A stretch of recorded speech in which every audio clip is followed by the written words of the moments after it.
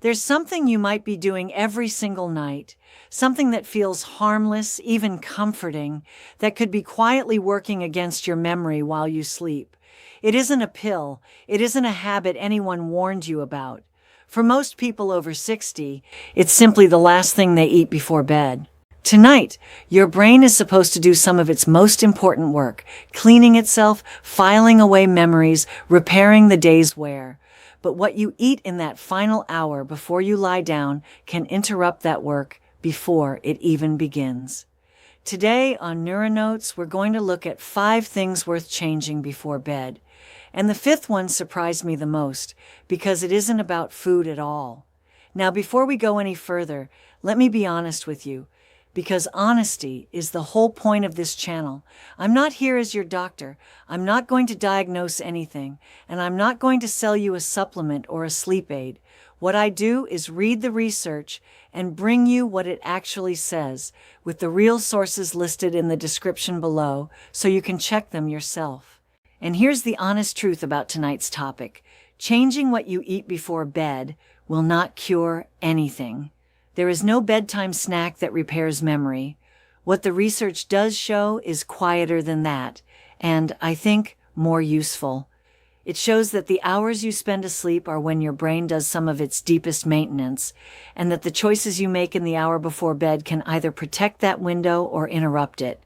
That's it. Small changes, working with your body instead of against it. I'll also tell you now, the number 1 item on today's list is the one I saved for last on purpose. It's not a food.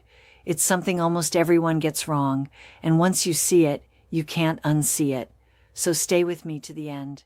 And one quick thing before we start. I'd like to know, how many hours before bed do you usually finish eating? 1 hour? 2? 3? Just drop the number in the comments and tell me your age while you're there. I read every single one, and the pattern across this audience tells me what to cover next. So before we get to the list, let's talk about why any of this matters. Because once you understand what your brain is doing while you sleep, everything else makes sense. For a long time, sleep was thought of as simply rest. Your body slows down, your mind switches off, and you wake up refreshed. But research over the last decade has changed that picture considerably. Your brain, it turns out, is remarkably busy at night, and one of the things it's busy doing is cleaning. During deep sleep, your brain runs a kind of overnight rinse cycle. Fluid moves through the brain tissue and helps carry away waste products that build up during the day, the natural byproducts of a brain that's been thinking, remembering, and working for 16 hours straight. This clearance system is far more active during sleep than during waking hours. Think of it like a busy kitchen. All day long, meals are prepared, dishes pile up, surfaces get used. Nobody stops to deep clean in the middle of the dinner rush. The cleaning happens after closing, when the kitchen is finally quiet. Your brain works the same way. The deep cleaning happens when the day's traffic stops. The second thing happening overnight is memory consolidation. The things you learn today, a name, a conversation, where you put your reading glasses, get moved from short-term storage into something more lasting. Research has consistently linked sleep quality to memory performance in older adults, particularly memory that depends on the hippocampus, which is one of the first regions affected by age-related changes. So here's the picture. Your brain needs a quiet, undisturbed night to clean itself and to file the day away. And digestion, blood sugar swings, and fragmented sleep all make that night less quiet. That's the thread running through everything on today's list. Let's start the countdown at number 5, the large, heavy meal eaten late. You know the one. Dinner slides later than you meant it to, and it's a full plate. Something rich, something fried, maybe a second helping because it was good. Then an hour later, you're in bed. Here's what's happening. Digestion is not a passive process. It requires blood flow, muscular activity, and energy, a meaningful amount of it. When you lie down with a full stomach, your body is still actively working on that meal. Core body temperature, which normally needs to drop slightly for you to fall into deep sleep, stays elevated while digestion is underway. And that matters because deep sleep is exactly the phase where the cleaning and consolidating we just talked about takes place. If you spend the first part of the night in lighter, more restless sleep because your body is busy processing dinner, you get less of the phase that does the most work. There's a second problem, and it's one that becomes more common with age. Lying flat with a full stomach makes reflux more likely. That burning discomfort that wakes people at 2 in the morning. As we get older, the muscle at the top of the stomach tends to work a little less efficiently, which makes this more likely than it was at 40. Think of it like trying to sleep on a train that keeps starting and stopping. You may technically be in bed for 8 hours, but the quality of what you get is not the same. So what do you do instead? 2 things. First, if dinner is going to be your largest meal, try to move it earlier, even by an hour. Second, if you're eating late, make it lighter. A smaller portion, less fat, less fried. Fat slows stomach emptying more than protein or carbohydrate, so a heavy, greasy meal sits with you longer than a modest one. And here's a small tip that costs nothing. If you have eaten late, don't lie completely flat right away. Even sitting upright for 20 or 30 minutes gives your stomach a head start. Now, number 4 is something a lot of people over 60 use specifically to help them sleep. And it does the opposite of what they think. This one deserves care because it's genuinely misunderstood and because so many people rely on it. A glass of wine with dinner, or something a little stronger before bed because it helps you drift off. And here's the thing, it does help you drift off. That part is real. Alcohol is a sedative, and it does shorten the time it takes to fall asleep. That's exactly why the habit persists. The first hour feels like it's working. The problem is the second half of the night. As your body metabolizes alcohol, the sedative effect wears off and something like a rebound happens. Sleep becomes lighter and more fragmented. Awakenings increase, often around 2 or 3 in the morning, which is why so many people who have a nightcap find themselves staring at the ceiling in the small hours and assume it's just age. Alcohol also suppresses REM sleep, particularly in the first part of the night. REM is closely involved in memory processing and emotional regulation.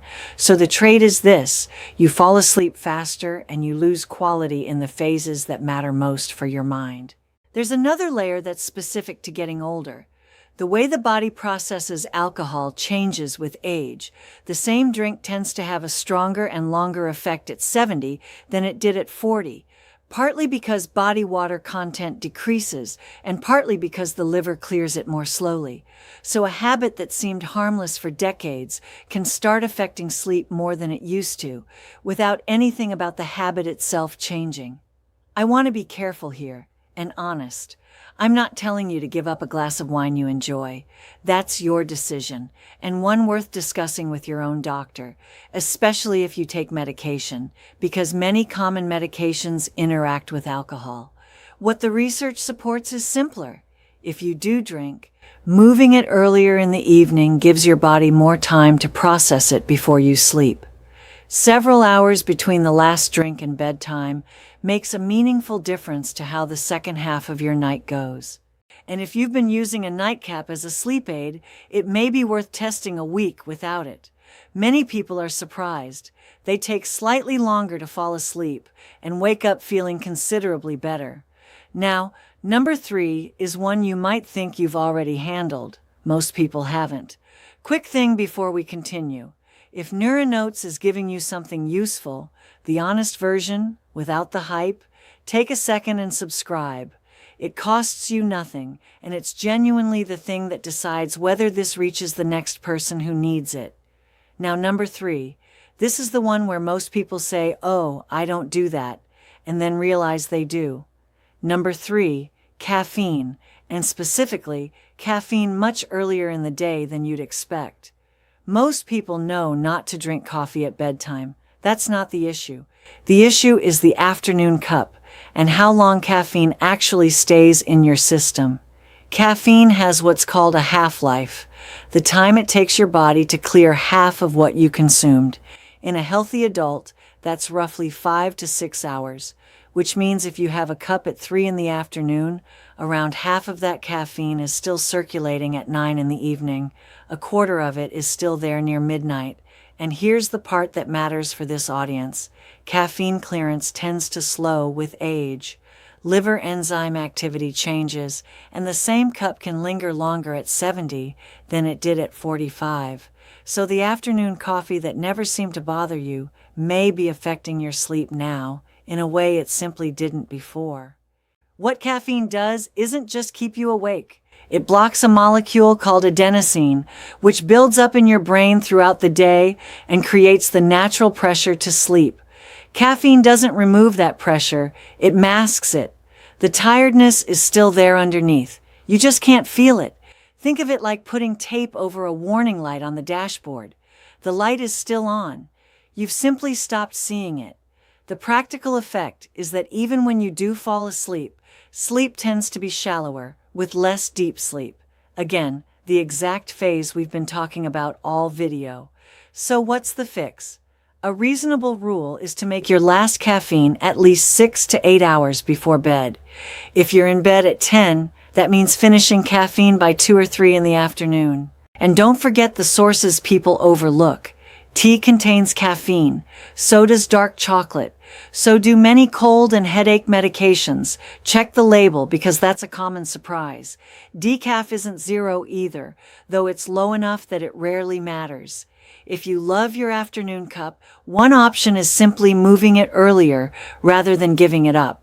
Nothing about this requires giving up something you enjoy. Now, number 2. This one hides inside foods most people think of as harmless or even healthy.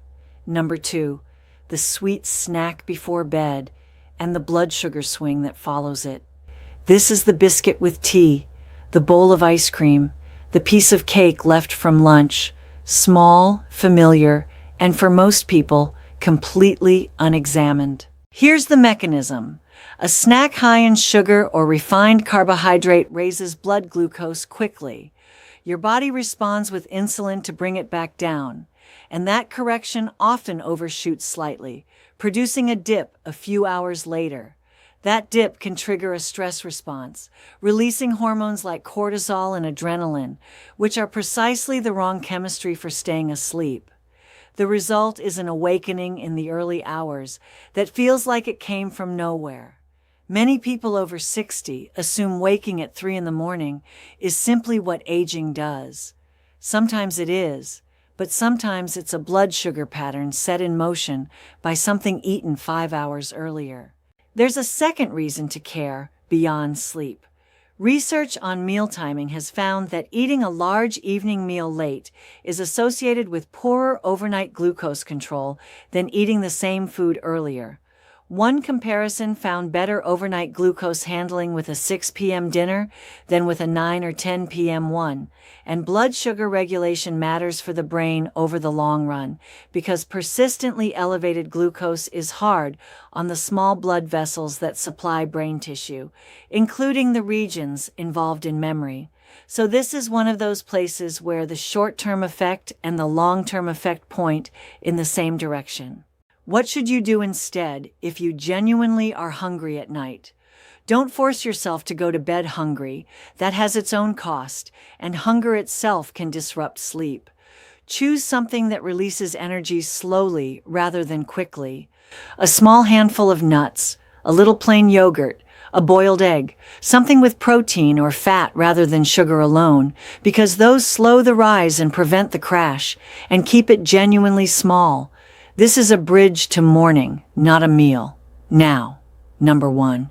The one I told you surprised me the most, and the one almost everyone gets wrong. It isn't a food at all. Number 1 isn't a food. It's a clock. The single thing most people get wrong before bed is not what they eat. It's how close to sleep they eat it. And this surprised me because it's so much simpler than everything else on this list. Researchers analyzed data from a large national survey covering more than 100,000 adults in the United States, looking at how long before bed people ate or drank and what happened to their sleep. What they found was a consistent pattern. The closer eating was to bedtime, the more awakenings people had during the night.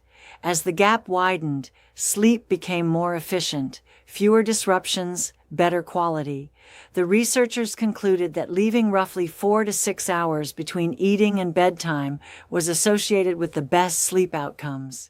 Let me be careful and honest about what that does and doesn't mean. That kind of study shows an association, not proof of cause, and 4 to 6 hours is a long gap. For many people and for many medications that need to be taken with food, it simply isn't realistic. But the direction is clear and consistent across the research. More space between your last bite and your pillow tends to mean better sleep. And the common guidance that comes out of this work is more achievable than 4 to 6 hours. Most researchers in this area suggest finishing your last meal 2 to 3 hours before bed. Here's why the timing matters more than the menu. Everything we discussed today, the heavy dinner, the drink, the caffeine, the sugar, all interfere with the same thing. The quiet, undisturbed early hours when your brain does its cleaning and its filing. Timing is the lever that affects all of them at once. Eat earlier, and the heavy meal has time to digest. Drink earlier, and the alcohol has time to clear. Finish your evening snack earlier, and the blood sugar swing lands before you're asleep rather than in the middle of your night. One change. Everything else follows. If 2 to 3 hours sounds difficult where you are now, don't try to jump there. Move your last bite 30 minutes earlier this week. Then another 30 next week. Small, repeated changes hold, dramatic ones rarely do. So let's put this together because none of it is complicated. An evening that works with your brain instead of against it looks something like this. Your last caffeine is early afternoon. Dinner is earlier and lighter than it probably is now. If you drink, it's with dinner rather than after it. If you need something before bed, it's small and it's not sugar. And you aim to finish eating 2 to 3 hours before you lie down. That's the whole thing. Nothing to buy, nothing to give up entirely. And now the honest reminder, because you'll never get anything else from this channel. Everything in this video is general information. It is not medical advice, and it isn't tailored to you. Sleep problems can have real medical causes, including sleep apnea, which is common in older adults and genuinely worth diagnosing. Medications affect sleep, and many need to be taken with food, which changes what's realistic for you. If your sleep has changed noticeably, or you're waking up unrefreshed no matter what you do, that's a conversation to have with your own doctor. And please be cautious of anyone who tells you that one food, one supplement, or one bedtime trick will fix your memory. That isn't how any of this works. And when someone promises it, there's usually something being sold. Quick recap, in case you joined partway through. 5 things worth changing before bed: the heavy late dinner, the nightcap, afternoon caffeine, the sugary snack, and the one that ties them all together, the timing itself. If this was useful, if it felt like someone finally gave you the straight version without trying to sell you something, subscribe here to Neura Notes. Every week I bring you honest, science-based information about your brain and your memory, with the real sources, so you never have to take my word for it. And in the next video, we're going to look at 5 foods people believe are healthy that may not be doing your brain any favors at all. A couple of them are probably in your kitchen right now. Until then, take good care of yourself. You're worth the effort.